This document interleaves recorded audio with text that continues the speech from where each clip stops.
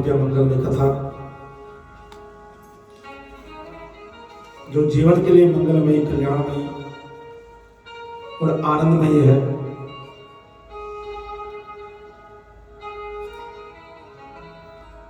जिसको हम विगत दिवसों से सुनते आ रहे हैं और अब कथा उत्तरार्ध की ओर है।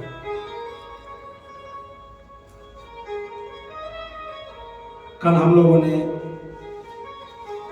मां तुलसी की महिमा का गुणानुवाद किया, श्रवण किया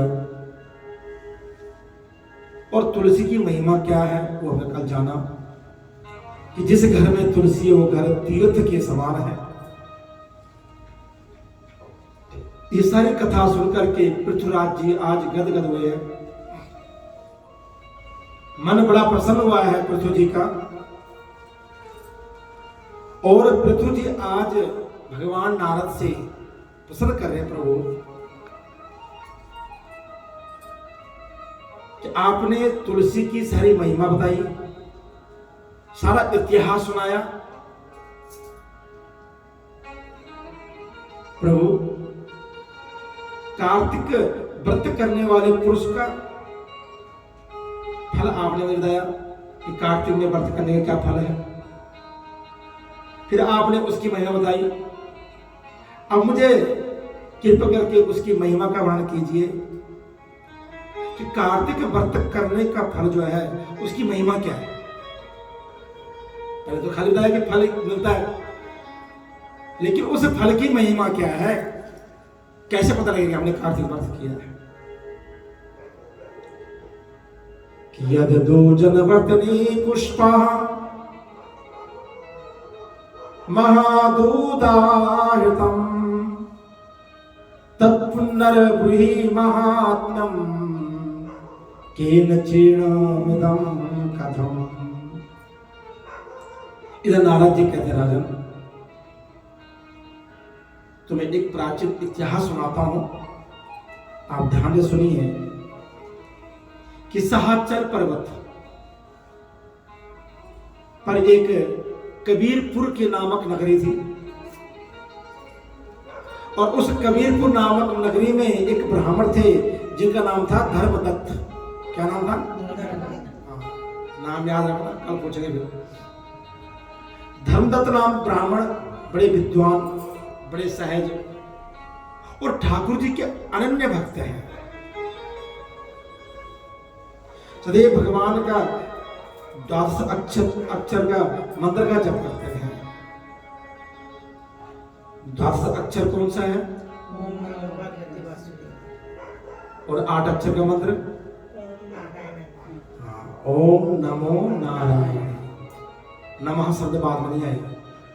ओम नमो नारायण, ओम नमो नारायण, ये 8 अक्षर का मंत्र है।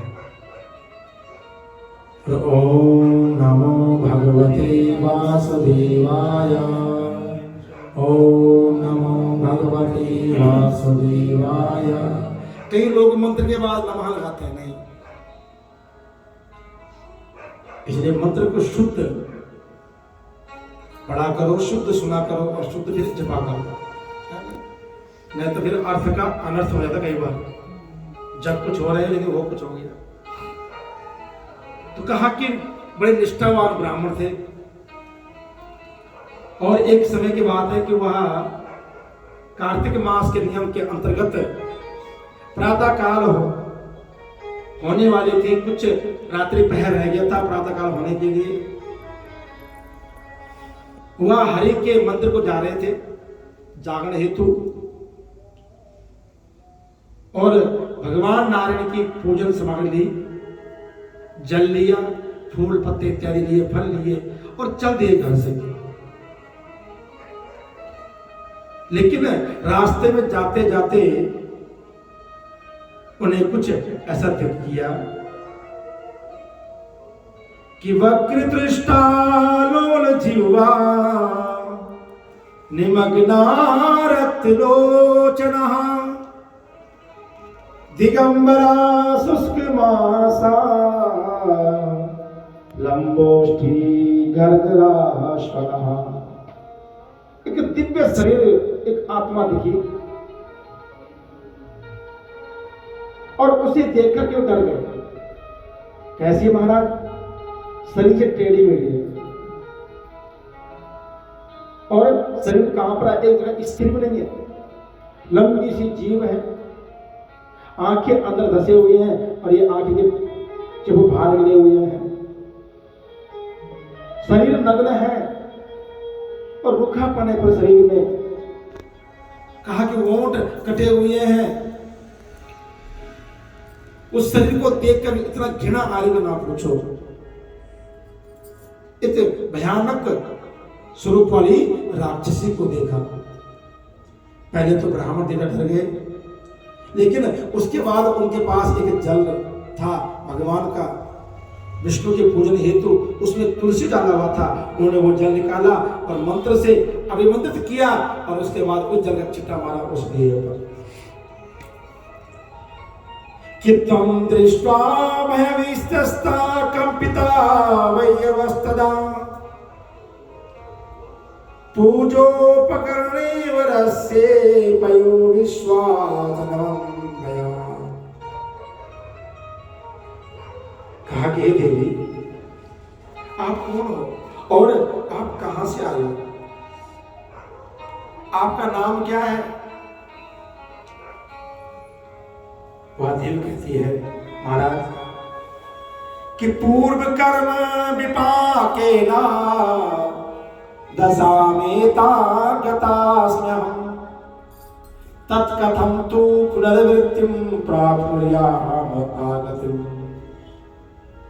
हे महाराज, बड़ी कृपा की आपने आज इस जल का छिट्टा देकर के मुझे धन्य कर दिया है।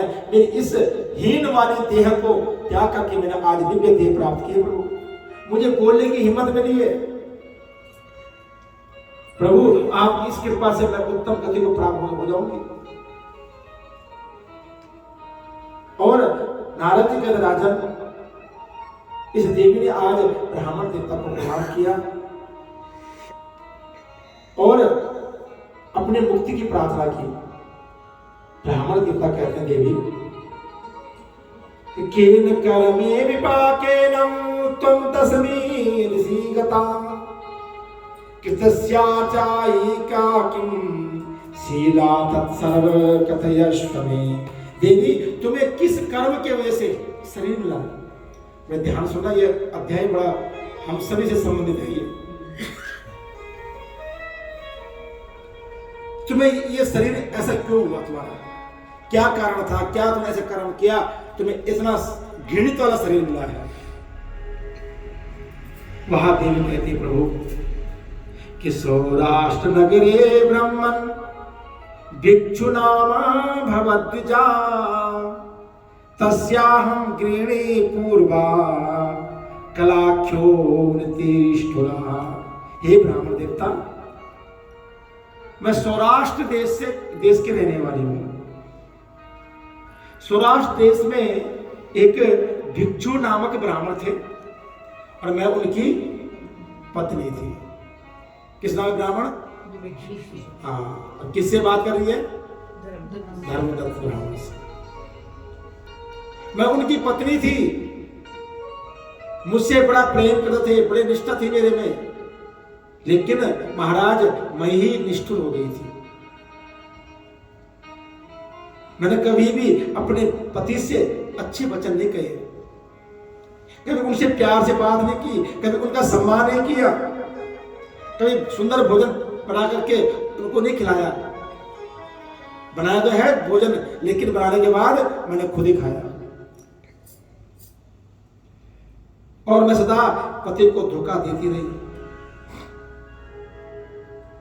महाराज, जब पति घर में आते तो मैं उनसे जो है कलह करता था, झगड़ा करता था। इसलिए महाराज मेरा नाम भी कलहा देवी है। वो नारायण भगवान की। और ब्राह्मण देवता एक दिन परेशान होकर के उन्होंने क्या किया? दूसरा विवाह कर दिया कि कलहा प्रियता नित्या भयो दिग्न मना यदा परिणेतु तदा न्यायं तु पतिश्चेकं मतिं मम। महाराज मुझे कला प्रिय था, इसलिए मैं रोज उनसे किसी न किसी बहाने से झगड़े करती है ना। कुछ वो होता नहीं देवियां कि जब तक पति से झगड़ा ना होता तो बस खाना हजम नहीं होता है। सही बात है कि नहीं? ये झड़क करना चाहिए नहीं करना चाहिए, बता दो।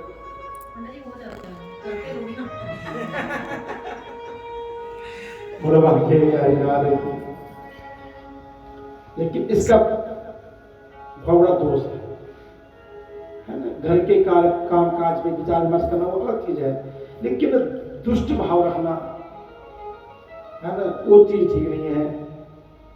इधर कलहा कहते प्रभु, जब मेरे पति ने दूसरा विवाह कर दिया तो मैं उनसे दुखी होकर के पश्चाताप अग्नि जलती हुई मैंने विष खा करके अपनी जान दी, मृत्यु को प्राप्त हुई। लेकिन ये ध्यान रखना कि जो विष खा करके, आग लगा करके, छलांग लगा करके एक्सीडेंट से मरते हैं, उनको गति नहीं मिलती है, वो महाप्रेत बन के घूमते हैं।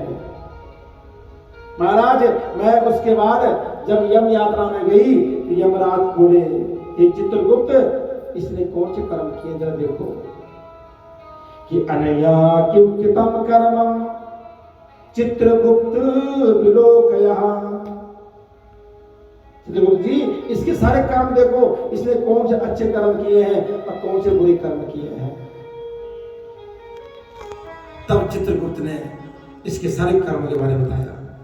चित्रगुप्त कहते हैं महाराज कि अनया तो शुभम कर्मम कीर्तम किन्नरे विधे मिष्टानम भुजनमानेनम भर्तरम तदरापितम। महाराज इसने जो है बड़े सुंदर सुंदर मिष्टान बनाए हैं, लेकिन कभी भी अपने भर्ता को नहीं दिया, अपने पति को कभी नहीं खिलाया। पति के खाने के बाद भोजन करना वो आपके लिए प्रसादी है। आजकल की देवी कहती है इसके लिए प्रसादी है, मेरे लिए प्रसादी, इसके लिए क्या है, क्या भेद है इनमें? बराबर है, हाँ अगर आराम तो घर के। लेकिन शास्त्र में प्रमाण है कि भैया आपका पति आपका भगवान माना गया,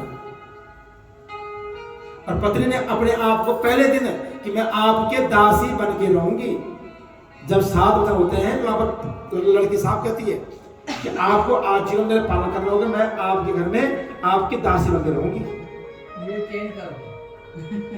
लेकिन अब तो दासी का मालकिन बन गए थे बेचारे, घर पर दासी दास बन रहता। हाँ देवी जी क्या लाऊं आज, खाने वाने में मोड़ है कि नहीं है, कुछ बात जाओ नहीं। इसका फल बड़ा खतरनाक है, इसलिए कोशिश करें जितना हो सके अपने घर की सुख शांति कुछ चीज बनाए तो पति की खुशी को रख करके बनाए आगे। अगर वो खुश है, उसने पा लिया तो उसके बाद आप पा लीजिए, तो उसका आनंद कुछ अलग है। कहा महाराज चित्रगुप्त जी ने मुझे कुछ अच्छे कर्म नहीं देखे। कहा महाराज इसने जो है स्वयं मीठा भोजन बनाया और खुद खाती थी, कई भ्राता को नहीं देती थी, अपने पति को नहीं देती थी। इससे महाराज यहाँ फाल्गुनी नाम की पक्षी बनेगी और जो क्या करेगी, अपनी विष्ठा को खुद वापस खाएगी। एक पक्षी होती है फाल्गुनी नाम की, वो पहले खुद विष्ठा कर त्यागती है और फिर उसे खाती है जब भूख लगती है उसको। इसलिए कभी भी अपना झूठा पति को नहीं देना, कभी भूल से। हाँ पति खा ले, उस थाली में आप खा लो, कोई दिक्कत नहीं है, ठीक है ना। लेकिन अगर आपने पहले खा लिया और उसे आप पति को खिला दिया खाना, कोई नहीं मैंने तो खाया इसमें, तुझे खा लो, कोई नहीं। ध्यान रखना, तो अगले जन्म में हमें भी योनि में जाना पड़ेगा। और कहा महाराज इसने अपने भर्ता से सदैव द्वेष किया है, कलह किया, झगड़ा किया है, इसलिए यहाँ सदैव विष्ठा खाने वाली क्या बनेगी, सावनी। पावनी क्या होता है, फाल्गुनी। हाँ फाल्गुनी पक्षी होती है। 3 योनि श्राद्ध देश को पहले बनाएगी, फाल्गुनी बने, खुद विष्ठा करेगी, खुद खाएगी उसको। दूसरी योनि में कि कलह करने वाली वेद दंड है ये, जो मिष्ठान बनाया और खुद खाया, उसका श्राप ये था।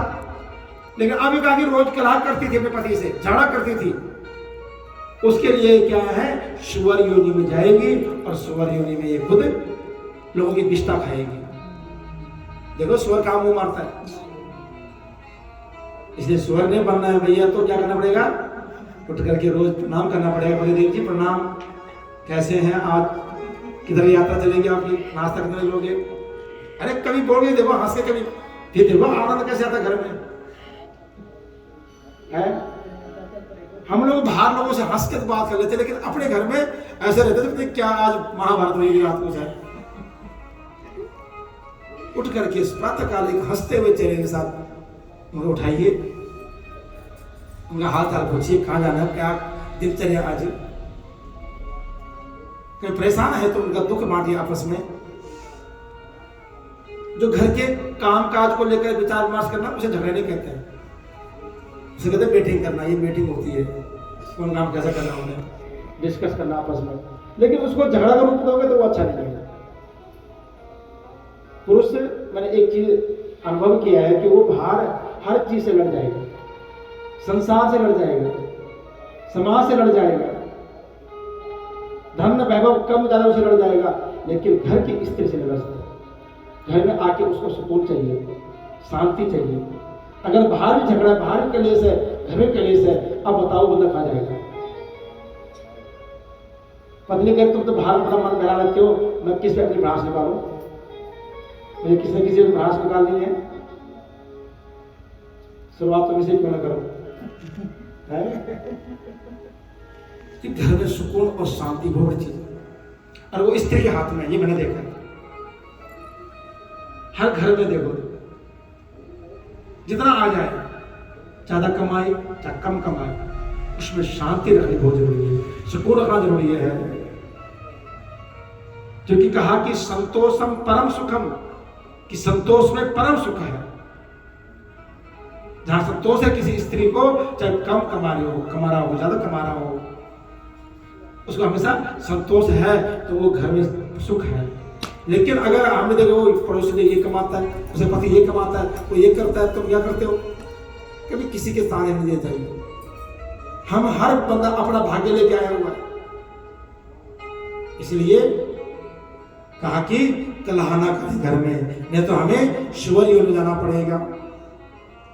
और महाराज इतना ही नहीं, कहा कि ये जो है कि तस्मादेशा बिडाले तो सुजाता पत्य भक्षणी भर्ताराम प्रचोदिष्या आत्मघाता कृतो नया पाक भांडे सदा भुक्ते भुक्ते जे कायतस्तः। पाक भांड कहते हैं पकाने वाले बर्तन को, इसलिए भोजन पकता हो। महाराज ये जिस पात्र में भोजन बनाती है उसी पात्र में खाती है। कई लोग आदत होते ना, लास्ट में कढ़ाई चाट दी, चल होता ही नहीं होता है, स्वाभाविक है। सबको खाना बांट दिया और लास्ट में थोड़ा बच गया तो कढ़ाई चाट दी, ये पते नहीं चाट दी, मलाई वाले पते चाट में रोटी लाई, चल हो गया। जिसे एक बात बताओ, भागवत में भी इसका वर्णन आया है कि जिस पात्र में भोजन बनता हो, वो चाहे कितना कुछ बचा उसको, रोटी से साफ कर लो कोई बात नहीं, लेकिन उंगली से जूठा नहीं करना उसको। जिस दिन आपने उसमें खाना शुरू कर दिया, उस दिन उस बर्तन का स्वाद ही खत्म हो जाएगा, पक्की बात है। और यहां तो चित्रगुप्त ने श्राप दे दिया इसको कि महाराज ये जिस पात्र भोजन पकाती है उसी कढ़ाई को ये चाटती रहती है, उसी में खाती है। इसलिए महाराज इसको वरदान देते हैं कि ये जो है बिल्ली योनि में जाएगी और ये अपने बच्चों पैदा करेगी और खुद उस बच्चे को खुद खाएगी। बिल्ली को भी अलग अलग जातियां होती है, 4-5 अलग जातियां बिल्लियों की भी। एक बिल्ली जाति ऐसी है जो बच्चे पैदा करती रहेगी, खुद उसको खा जाती है, तो उसको भूख लगती है। इसलिए महाराज इसने क्रोध में आकर के आत्महत्या कर ली है, ये अति निंदनीय कार्य किया इसने। वहां क्या है, राक्षस योनि में जाएगी, पिशाच योनि में जाएगी, और इससे प्रेत शरीर पा करके कल्प पर्यंत, देखो कल्प पर्यंत जो है ये भटकती रहेगी, 3 योनियों का भोग करेगी इस राक्षस योनि के साथ। एक योनि बिल्ली बना दी, एक योनि में स्वर बना दिया, तो एक योनि में फल्गुनी नाम की फल्गुनी, हाँ फल्गुनी नाम की पक्षी बनेगी। ये तो याद रखना भैया, तो खुद पहले खा करके पति को बाद में खिलाओगे तो फल्गुनी पक्षी बनना पड़ेगा। घर में रोज कलह करोगे, झगड़ा करोगे, पति के साथ कई बार हाथ पाई ना करना, कभी भूल से, तो हमें सूर्य योनि में जाना पड़ेगा। ठीक है, पति के लिए भी दोष है, ऐसा नहीं है कि पत्नी के लिए केवल दंड है। हाँ, ये दोष पति को भी लगेगा, क्योंकि पति पत्नी जीवन दोनों का एक दूसरे के समर्पण के लिए, एक दूसरे के सम्मान के लिए बना हुआ है ना। पत्नी भले अपने आप को दासी माने, लेकिन दासी थोड़ी नहीं हो। हमारा आधा अंग है और आधा अंग पूजने वाला, आधा अंग दासी, ये तो हो सकता है। इसलिए दोनों को चाहिए कि घर में प्रेम से रहें, कोशिश हो कि कलह हुई ना। कलह जो है ना बहुत खराब चीज है, अच्छे अच्छे घर टूट जाते हैं कलह करके, झगड़ा करके। अब झगड़ा होता किस बातों से? छोटी छोटी बातों पे, ये तूने ये नहीं किया, तूने ये नहीं किया, तो झगड़े बड़े झगड़े तो नहीं होते। कोई प्रॉपर्टी का हो तो हम माने, कोई लेन देन का हो तो माने, है ले तूने ऐसा बोल दिया। अब तो आजकल तो पत्नी को भी हम बड़े सम्मान के साथ बोलते हैं, आप कहाँ जा रहे हो। लड़की तो नाम ले रही है पति का, लेकिन बता रहा हूं कि आपसे कह रहा है, आप किधर जा रहे हो। किसी ने बहुत बड़े सवाल किया है कि महाराज जी, हम अपने रिश्तेदारों, पापा को, मम्मी को, सबको हम आप कहकर पुकारते हैं, लेकिन हम ठाकुर जी को तू कहकर पुकारते हैं। क्यों पुकारते हैं?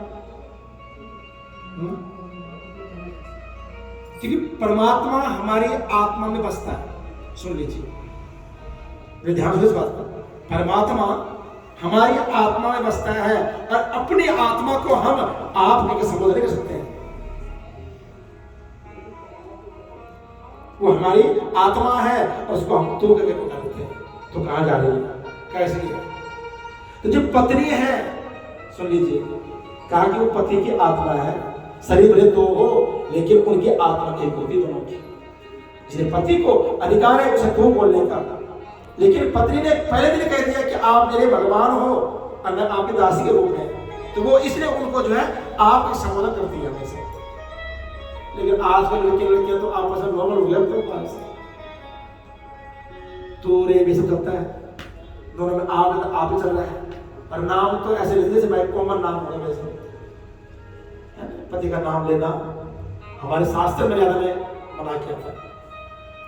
पहले तो कोई आ जाए घर में, हाँ जी आप किसकी पत्नी है, तो कोई हो ना अगर बगल बताइए, तो बता मैं किसकी पत्नी हूँ। वो कहता मुझे क्या पता, पत्नी किसी की होगी। तो ससुर का नाम नहीं लेते थे, मामा ससुर का नाम नहीं लेते थे, जेठ का नाम नहीं लेते थे।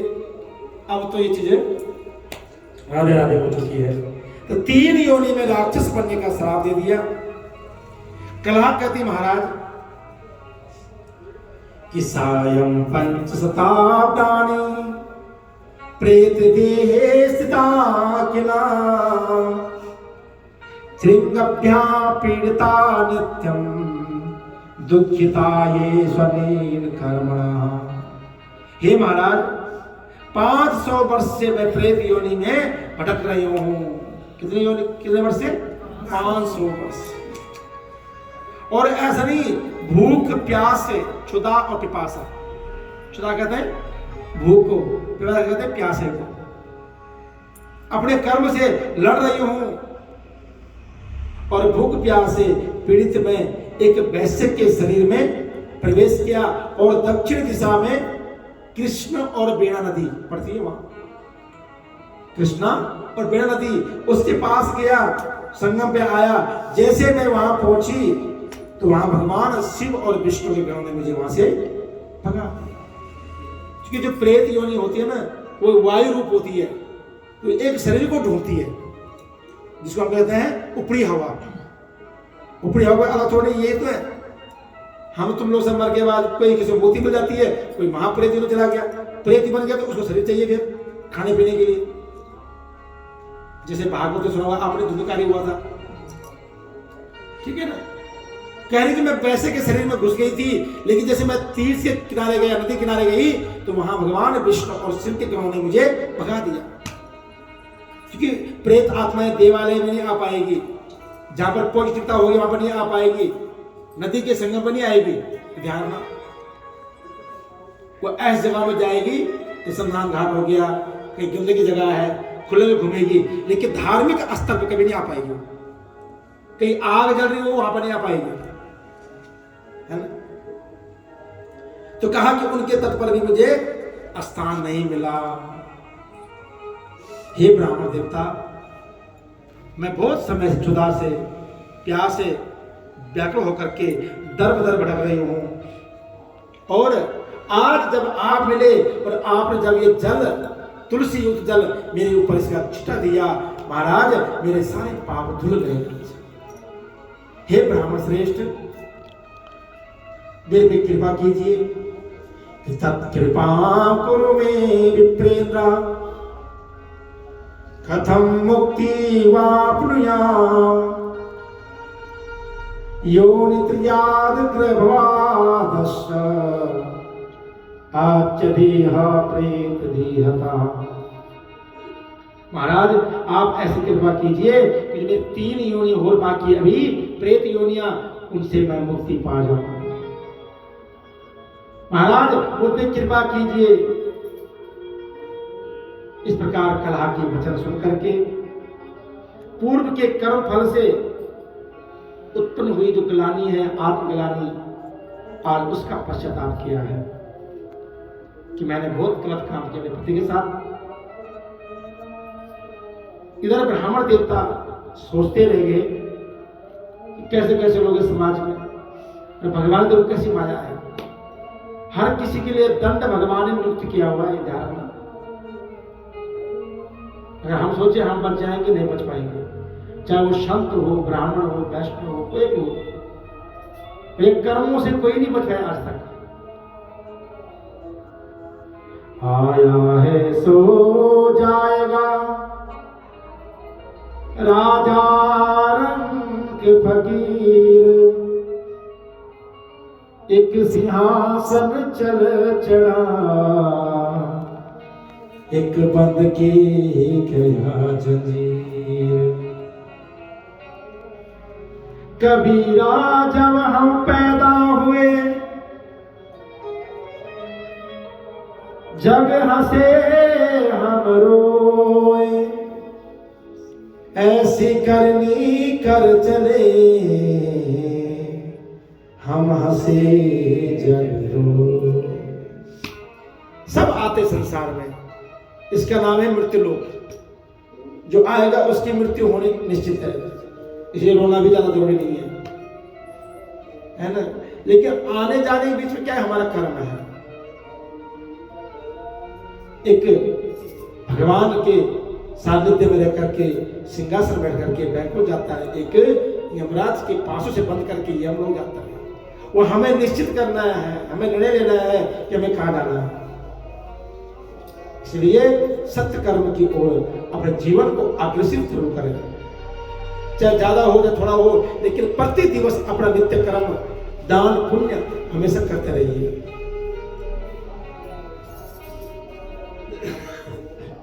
प्राणी जब संसार में आता है, लोग बड़ी खुशियां मनाते हैं, बधाई हो भैया बेटा हुआ है, बधाई हो बेटी हुई है, लेकिन वो जीवात्मा इतनी दुखी रहती है, इतनी परेशान रहती है, रोता है कि मैं कहां आ गया,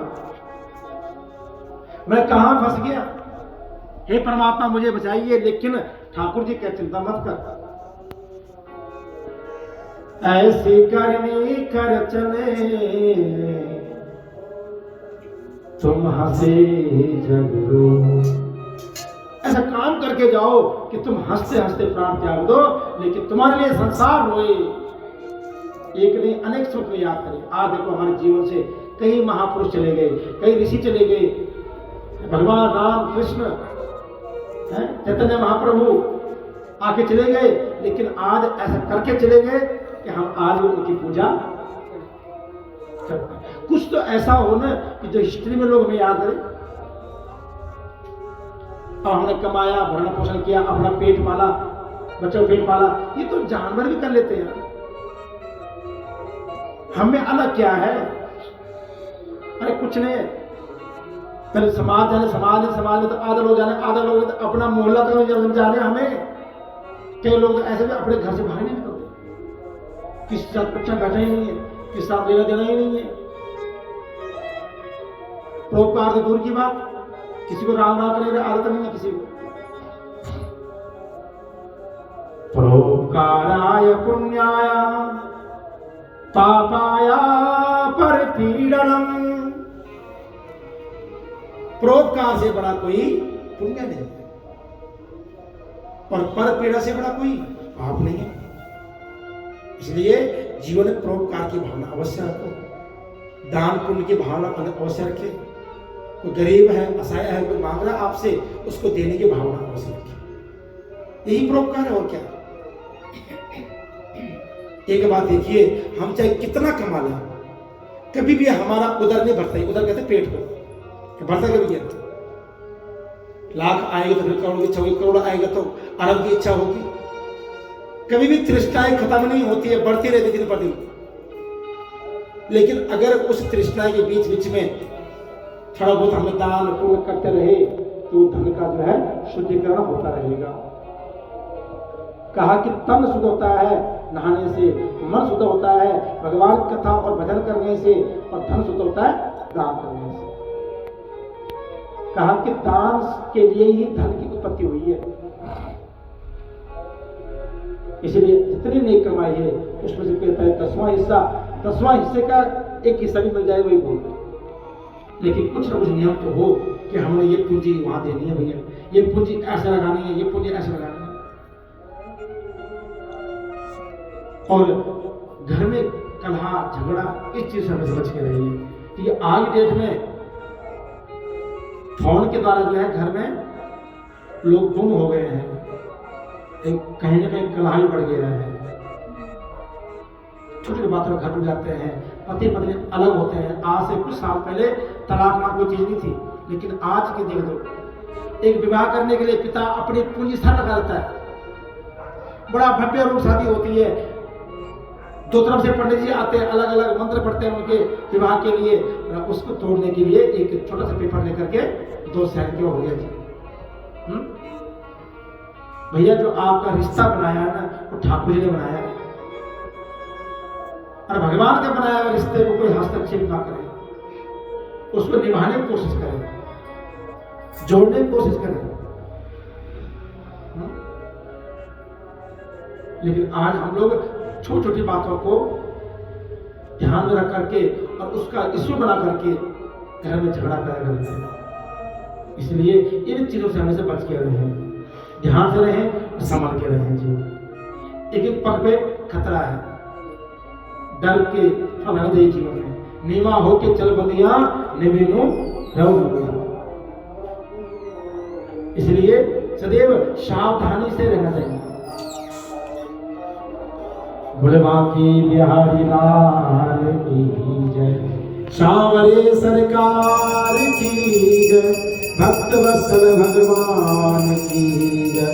जय जय श्री राधेश्याम, जय जय श्री राधे, जय जय श्री राधे श्याम।